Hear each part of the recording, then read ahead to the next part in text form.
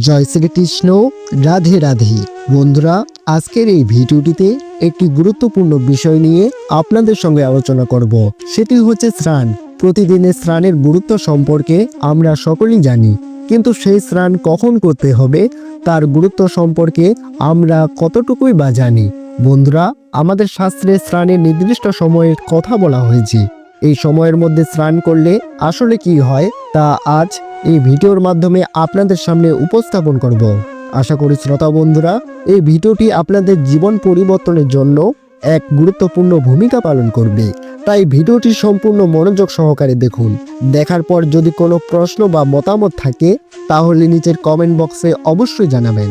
বন্ধুরা, একবার ভগবান বিষ্ণু এবং মাতা লক্ষ্মী ক্ষীর সমুদ্রের শেষ নাগের শয্যায় বিশ্রাম নিচ্ছিলেন।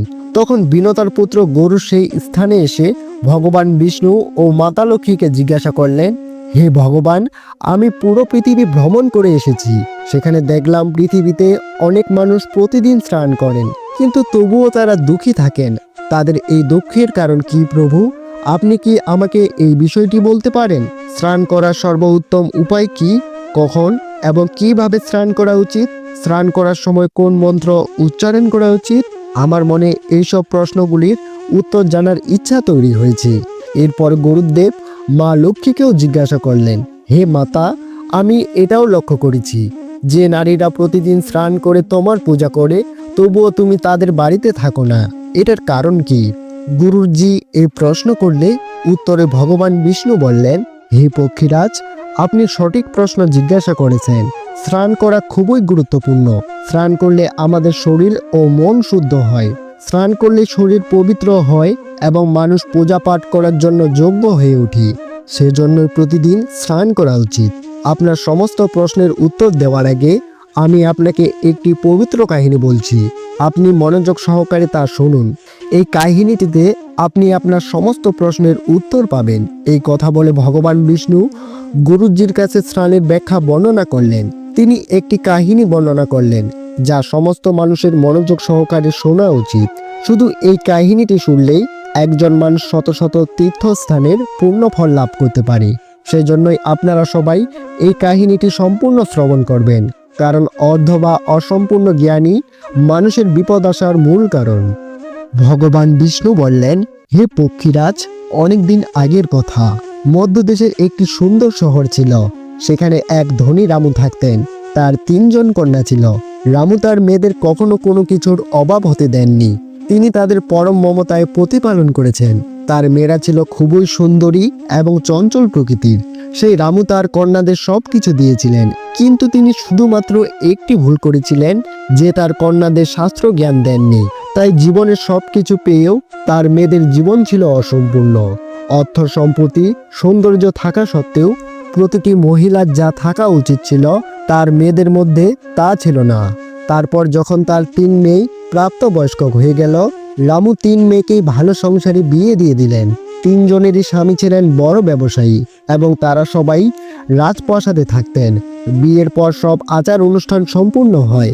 তাদের 3 জনেরই শ্বশুর বাড়ির লোকজন তাদেরকে অনেক সম্মান করতেন এবং তারাও সবার সাথে ভালো ব্যবহার করত।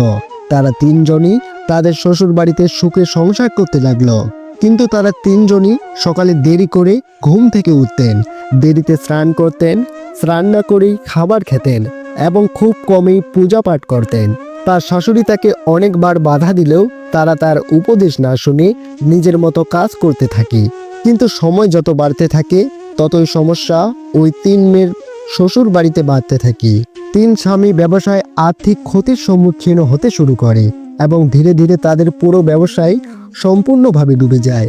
তারা অন্যের কাছে ঋণ নিয়ে ব্যবসা চালাতে শুরু করে, কিন্তু তারপরও তাদের লোকসানের মুখে পড়তে হয়, যার ফলে বাড়িতে ঝামেলা এবং বারবার মারামারি হতে থাকে। ওরা 3 জন ওই 3 বাড়িতে থাকতে যাওয়ার পর থেকে তাদের বাড়িতে সমস্যা শুরু হয়। ওই 3 বোনের শ্বশুর বাড়িতে অর্থের এত অভাব ছিল যে তাদের বাড়িঘর সবকিছু বিক্রি করে তারা একটা কুঁড়ে ঘরে থাকতে বাধ্য হয়।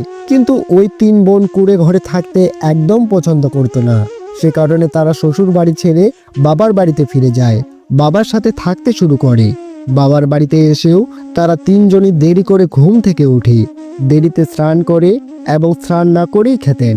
যার কারণে তার বাবার ব্যবসাও অধিক ক্ষতির সম্মুখীন হতে শুরু করে এবং তার আর্থিক অবস্থাও অবনতি হতে থাকে। তারপর একদিন ভগবান বিষ্ণু ঋষি রূপে তাদের দ্বারে এলেন। রামু সেই সাধুকে অত্যন্ত শ্রদ্ধার সাথে স্বাগত জানালেন এবং তার পা ধুয়ে তাকে প্রণাম করলেন। তখন সেই রামু মহান ঋষির কাছে তার দুঃখের কথা বললেন এবং রামু তার মেয়েদেরকে ডেকে তাদের সম্পর্কে পুরো সত্যিটা ঋষিকে জানালেন এবং এর সমাধান চাইলেন। সেই ঋষি 3 কন্যার দিকে এক ঝলক তাকালেন। তিনি পুরো সত্যিটা বুঝতে পারলেন। ওই 3 বোনের চারপাশে নেতিবাচক শক্তির একটা চক্র আছে যা তাদের সাথে ঘুরছে। তারা যেখানেই গেছে নেতিবাচক শক্তি তাদের ছাড়ছে না। তখন ঋষি সেই রামুকে বললেন, আপনার 3 কন্যার অভ্যাসের কারণে তাদের চারপাশে নেতিবাচক শক্তির বৃত্ত তৈরি হয়েছে। এ কারণে তারা যেদিকে যাচ্ছে সেখানে শুধু দুঃখ কষ্টই আসছে। তোমার 3 মেয়ে খুবই অলস। তারা দেরিতে করে ঘুম থেকে উঠে, দেরিতে স্নান করে আর স্নান না করে খাবার খায়। এই কারণে তাদের জীবনে এই সমস্যাগুলো আসে। তারপর সেই ঋষি এবং রামু তার কন্যাদের অত্যন্ত একটি গুরুত্বপূর্ণ জ্ঞান দিলেন এবং তাদেরকে প্রতিদিন তা অনুসরণ করতে বললেন। তিনি বললেন, হে বৎস, স্নান 5 প্রকারের হয়: ব্রহ্ম স্নান, দেব স্নান, ঋষি স্নান, মানব স্নান এবং দ্বৈত স্নান। স্নানের সময় অনুযায়ী এগুলো নির্ধারণ করা যায়। শাস্ত্র মতে ব্রহ্ম মুহূর্তে স্নান করাকে সর্বশ্রেষ্ঠ বলে মনে করা হয়েছে। ব্রহ্ম মুহূর্ত মানে রাতের শেষ প্রহর এবং সূর্যোদয়ের ঠিক 1.5 ঘন্টার আগের মুহূর্ত, অর্থাৎ যখন ঘড়িতে সকাল 4:30 থেকে 5:30। শাস্ত্রে এই সময়টাকে দিনের সেরা সময় হিসেবে বিবেচনা করা হয়েছে, কারণ এই সময়ে বায়ুমণ্ডল আশ্চর্যজনক এবং অলৌকিক শক্তিতে পরিপূর্ণ থাকে। এই সময় দেবতাদের সময়। এই সময়ে ব্রহ্ম মুহূর্তে দেবতাদের স্মরণ করা এবং ব্রহ্ম স্নানকে শ্রেষ্ঠ স্নান বলা হয়েছে। এই সময়ে স্নান করে সূর্যদেবকে অর্ঘ্য নিবেদন করলে জীবনে সুখ, সমৃদ্ধি এবং শান্তি আসে। মানুষের শরীর ও মন সারাদিন ভালো ও ইতিবাচক শক্তিতে ভরপুর থাকে। ব্রহ্ম স্নান করলে মানুষ রোগ ব্যাধি থেকে দূরে থাকে, তার শরীর সুস্থ এবং নিরোগ থাকে। দ্বিতীয় স্নান তা হলো দেব স্নান। ভোর 5টা থেকে 6টার মধ্যে যে স্নান করা হয় তাকে দেব স্নান বলা হয়। সমস্ত পবিত্র নদীকে স্মরণ করে এই স্নানকে সেরা স্নান হিসেবে বিবেচনা করা হয়। এই সময় স্নান করলে মানব দেহে ইতিবাচক শক্তির সঞ্চার হয় এবং শরীর থেকে সব ধরনের নেতিবাচকতা ও মন্দ শক্তি দূর হয়। দেব স্নানের সময় স্নান করলে শুধু শরীর নয়, মনও পবিত্র হয়। এই সময় স্নান করলে সম্পদ বৃদ্ধি পায় এবং মানুষ সব বস্তুগত সুখ লাভ করে থাকেন। ভোরবেলায় যখন আকাশের তারা দেখা যায় তখন সেই সময় স্নান করলে তাকে ঋষি স্নান বলে। এটিও সর্বোত্তম স্নান। এই সময় স্নান করলে মানসিক শান্তি পাওয়া যায়। সকাল 6টা থেকে 8টার মধ্যে যে স্নান করা হয় তাকে মানব স্নান বলা হয়। এই স্নান সূর্যোদয়ের সময় বা সূর্যোদয়ের ঠিক পরে করা হয়। এই সময় স্নান করাকেও উত্তম বলে বিবেচিত। এতে সারাদিন শরীরে সচেতনতা, প্রাণশক্তি এবং নেতিবাচক শক্তি থাকে, যা আমাদের যে কোনো কাজ করতে উৎসাহিত করে। কিন্তু মানুষের কখনোই সূর্যোদয়ের 2 ঘন্টার পর স্নান করা উচিত নয়, অর্থাৎ সকাল 8টার পর স্নান করা অনুচিত, কারণ 8টার পর পরিবেশের নেগেটিভ এনার্জি বৃদ্ধি পায় এবং এর জন্য সংসারে অভাব, অনটন এবং অশান্তি আসে। আপনার 3 মেয়ে সকালে দেরি করে স্নান করত, তাই তাদের শ্বশুরবাড়ির সমস্ত সম্পত্তি নষ্ট হয়ে গেছে, আর এখন আপনারও নষ্ট হচ্ছে। যারা সূর্যোদয়ের সময় স্নান করেন না, সারাদিন তাদের মনে রাগ, আসক্তি এবং ঘৃণা ও নেতিবাচক দুর্বলতা ও বিরক্তি থাকে, যার কারণে তাদের কাজে অসুবিধা হতে পারে। তাই প্রতিদিন ব্রহ্ম স্নান, দেব স্নান এবং ঋষি স্নান বা মানব স্নান করার পরামর্শ দেওয়া হয়। এই পবিত্র সময়ে প্রতিদিন ঘুম থেকে উঠে স্নান করে ভক্তি ভরে ভগবানের আরাধনা করে সূর্যদেবের উদ্দেশ্যে অর্ঘ্য নিবেদনের মাধ্যমে আমাদের দেহের পাশাপাশি মনও শুদ্ধ হয় এবং আমাদের অনেক সমস্যার সমাধান হয়ে যায়। আমাদের ভেতর থেকে সব ধরনের নেতিবাচকতা দূর হয়ে যায় এবং সুখ ও সমৃদ্ধির পথ খুলে যায়। সন্ধ্যা ও রাতে প্রয়োজন না হলে স্নান করা একেবারেই উচিত নয়। এরপর ভগবান বিষ্ণু সেই রামুকে তার স্নানের গুরুত্ব বুঝিয়ে দিলেন। তখন রামুর 3 কন্যা তাদের ভুল বুঝতে পেরে তারা 3 জনই তাদের শ্বশুর বাড়িতে চলে যান এবং ভগবান বিষ্ণুর নির্দেশিত স্নানের সমস্ত নিয়ম মেনে চলতে শুরু করেন। 3 জনে সকালে ব্রহ্ম মুহূর্তে উঠে স্নান করে রোজ সূর্যদেবকে জল দিতে লাগলেন। ধীরে ধীরে তাদের স্বামীর ব্যবসা ভালো হতে থাকলো এবং সে তার হারিয়ে যাওয়া সমস্ত কিছু ফিরে পেল।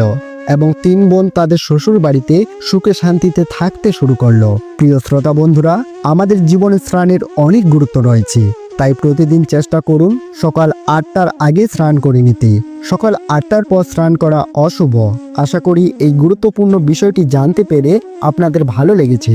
এটি আপনার জীবন পরিবর্তনের জন্য বড় ভূমিকা পালন করবে।